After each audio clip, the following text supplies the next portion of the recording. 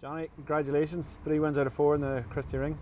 Thanks very much, Chris. I'm delighted to get that one. You know, that obviously Tyrone hadn't been going very well. We had to come here and just do a professional job, was what we talked about, and try and tidy up maybe on the errors that we made a fortnight ago. But look, delighted just to get that done and dusted and move on now to Wicklow. And we got the early goal, and I suppose coming into the second half then added on a few scores at the end, but there's probably still things to work on for the next day. Aye, lovely goal to start. You know, Ryan McGill turned inside, a great finish to the corner. Maybe should have a second one just before he got hurt.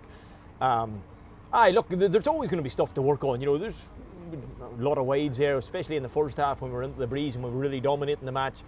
Even the second half, you know, we probably hit 4 or 5 wides in the spin at the start of the second half. But look, played really, really well. Scored a goal in 30 points, conceded maybe 11 or 12. You know, all positive out of that today. But look, it probably won't be enough next week. We'll have to up it again, depending on how Wicklow and Meath go there. But they've got to come to Celtic Park, you know, and we've got to be really, really well prepared for that one.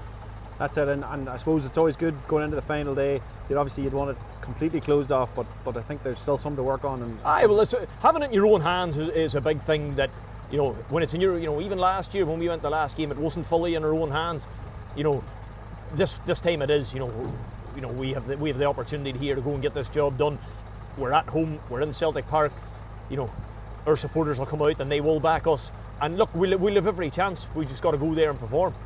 The senior camogie in the Ulster final tomorrow, I'm sure you'll be watching. Oh, look, very best luck to him and the girls. You know, they had a bit of a rough start in January as well, but look, they've got themselves together, and the very best luck to them tomorrow.